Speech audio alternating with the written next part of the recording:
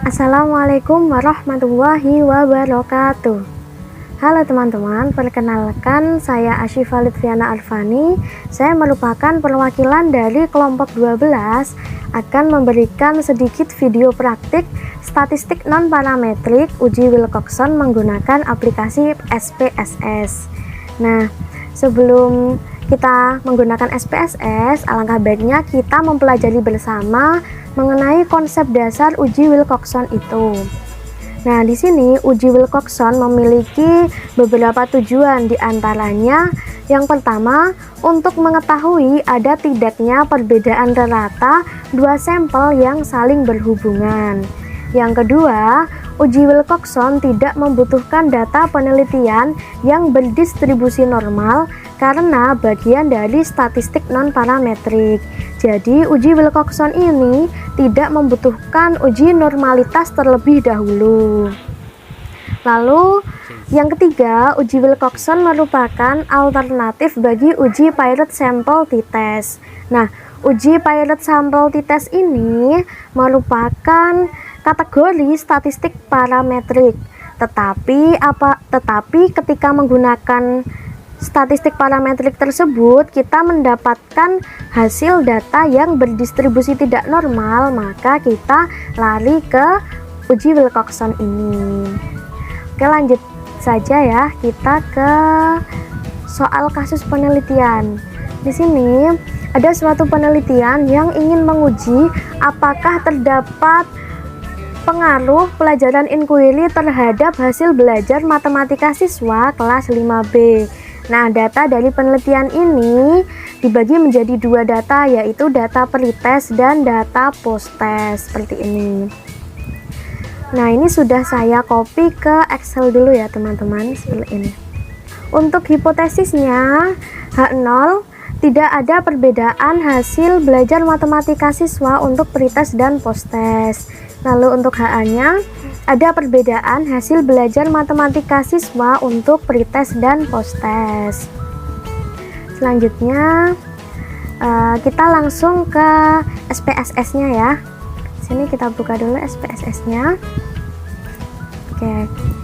Nah, karena di sini saya sudah memiliki data di Excel, maka tinggal kita copy saja datanya.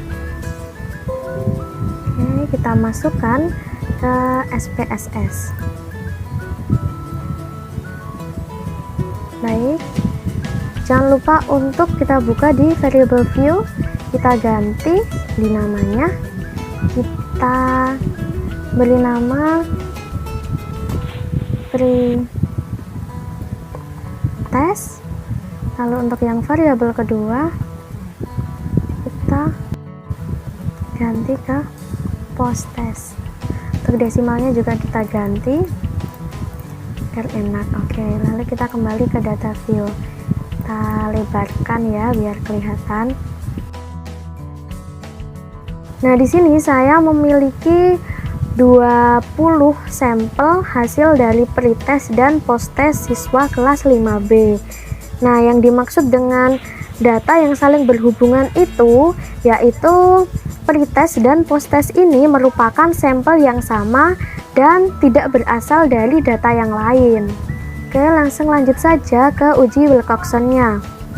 Nah, untuk mengetahui uji Wilcoxon ini caranya yaitu kita klik Analyze, lalu kita pilih Non-Parametric Test, lalu Legacy Dialogs, lalu kita pilih yang Two Related Samples. Nah, di sini kita pilih Two Related Sample, maksudnya yaitu karena ada dua sampel yang saling berhubungan. Setelah itu, kita masukkan pretest ini ke variabel pertama. Lalu, untuk post-testnya kita masukkan ke variabel yang kedua. Jangan lupa untuk checklist Wilcoxon-nya karena kita akan menguji Wilcoxon itu sendiri. Kita klik OK. Nah, ini merupakan hasil dari uji Wilcoxon menggunakan aplikasi SPSS. Selanjutnya, kita akan menginterpretasikan hasil uji Wilcoxon tersebut. Di sini terdapat 3 poin yang akan kita lihat. Yang pertama yaitu ada negatif rank, positive rank dan ties. Negative rank menunjukkan selisih negatif antara hasil belajar matematika siswa untuk pretest dan posttest. Nilai pada kolom N menunjukkan banyaknya siswa yang mengalami penurunan skor dari pretest ke posttest. Di sini di kolom N kita lihat bahwa negative ranknya menunjukkan angka 1. Jadi hasil sampel atau hasil belajar siswa yang mengalami penurunan skor dari pretest ke posttest yaitu sebanyak 1 orang. Lalu selanjutnya positive rank menunjukkan selisih positif antara hasil belajar matematika siswa untuk pretest dan posttest. Nilai pada kolom N menunjukkan banyaknya siswa yang mengalami peningkatan skor dari pretest ke posttest. Kita lihat jumlah siswa atau sampel yang mengalami peningkatan yaitu sebanyak 18. Lalu yang terakhir ada ties. Ties menunjukkan kesamaan nilai antara pretest dan posttest. Nilai pada kolom N menunjukkan banyaknya siswa yang mengalami skor sama antara pretest dan posttest. Di sini jumlah dari ties-nya yaitu sebanyak 1 sampel atau sebanyak 1 siswa yang mendapatkan skor sama antara pretest dan posttest. Hal ini berarti bahwa siswa tersebut tidak mengalami penurunan maupun peningkatan. Nah, yang selanjutnya kita lihat ke tes statistik. Nah, dasar pengambilan keputusan uji Wilcoxon. Bila nilai asumsi kurang dari 0,05 maka H0 ditolak dan HA diterima. Lalu bila nilai asumsi lebih dari 0,05 maka H0 diterima. Di sini kita lihat di bagian asumsi to toilet mendapatkan hasil 0,00. Nah, 0,00 ini berarti kurang dari 0,05. Maka kita mendapatkan hasil H0 ditolak dan HA diterima. Kita kembali ke hipotesis tadi bahwa HA merupakan ada perbedaan hasil belajar matematika siswa untuk pretest dan posttest. Jadi dari contoh kasus penelitian tersebut mendapatkan hasil dengan uji Wilcoxon yang mengalami perbedaan antara hasil belajar matematika siswa pada bagian pretest dan posttest. Oke, itu tadi yang dapat saya sampaikan. Apabila banyak kekurangannya, saya mohon maaf. Baik teman-teman, untuk selanjutnya saya akan menjelaskan langkah-langkah uji Mann-Whitney di SPSS. Nah, di sini ada contoh kasus Mann-Whitney di mana seorang guru ingin mengetahui apakah ada pengaruh penggunaan metode diskusi terhadap hasil belajar pada mata pelajaran IPA kelas 6. Untuk keperluan tersebut, guru tidak menggunakan metode diskusi pada kelas A dan menerapkan metode diskusi pada kelas B.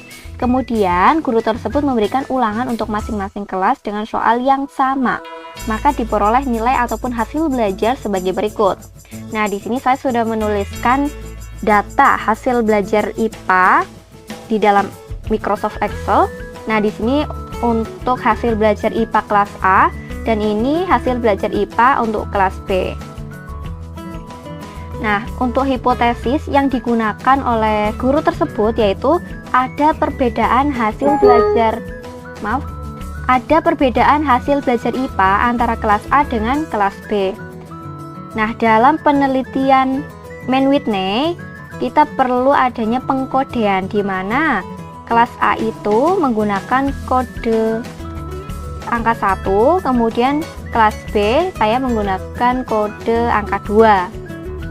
Nah, selanjutnya saya akan menjelaskan langkah-langkah uji di SPSS-nya.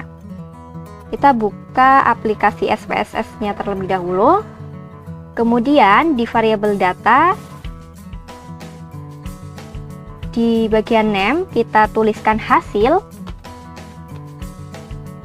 Kemudian di bagian labelnya kita tuliskan hasil belajar IPA.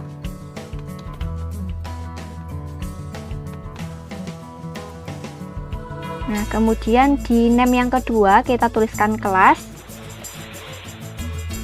Dan di label yang kedua ini kita tuliskan juga kelas.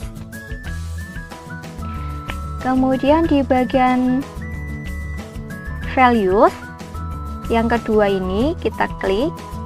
Nah, muncul kotak dialog. Di bagian value kita tulis angka 1, di mana angka 1 tadi untuk kode kelas A. Kemudian kita add. Nah, untuk kode kelas B tadi angka 2 ya.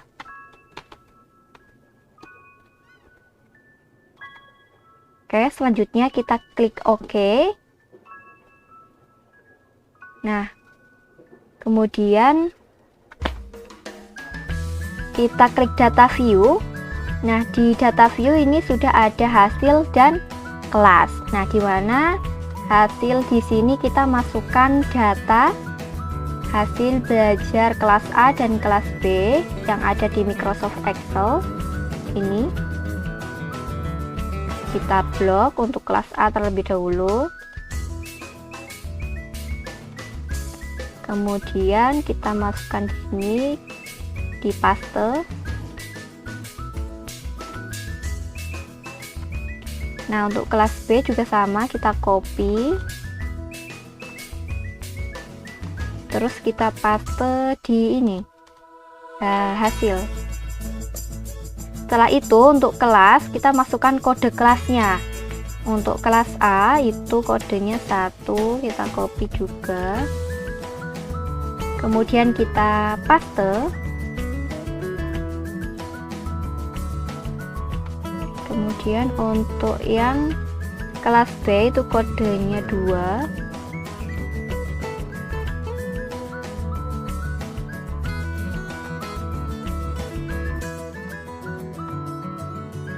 Oke, untuk penginputan data sudah selesai. Kemudian kita analisis data. Kita pergi ke analisis, kemudian pilih non-parametric test. Ya, kemudian pilih legacy dialog dan pilih yang two independent sample. Nah, di sini untuk hasil belajar IPA kita masukkan ke test variable list. Dan untuk kelas kita masukkan ke grouping variable. Kita klik yang define groups, di mana grup 1 kita isi kode kelas A yaitu 1, dan grup 2 itu isi kode kelas B 2. Kemudian klik continue. Setelah itu kita klik OK. Nah, teman-teman, di sini sudah muncul output dari uji Mann-Whitney ya. Di sini ada ranks dan ada tes statistik. Oke, untuk rank di sini, rank ini adalah penjabaran data ataupun statistik deskriptif. Nah, di sini untuk jumlah data kelas A tadi kan ada 10, jumlah data kelas B 10, totalnya itu 20. Kemudian ada min rank dan sum of rank. Nah, ini adalah statistik deskriptif atau memaparkan data saja. Nah, selanjutnya ada tes statistik. Tapi sebelumnya di sini kita perhatikan terlebih dahulu untuk dasar pengambilan keputusan Mann-Whitney.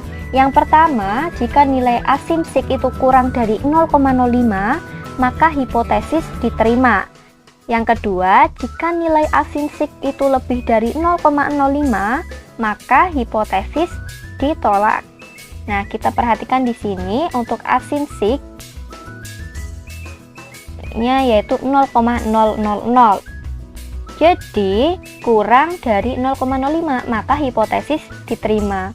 Nah, untuk hipotesisnya tadi adalah ada perbedaan hasil belajar IPA antara kelas A dengan kelas B. Maka dapat diambil keputusan berdasarkan output tes statistik. Ini diketahui bahwa nilai asimsik itu sebesar 0,000 kurang dari 0,05. Maka dapat disimpulkan bahwa hipotesis diterima. Dengan demikian dapat dikatakan bahwa ada perbedaan hasil belajar IPA antara kelas A dengan kelas B.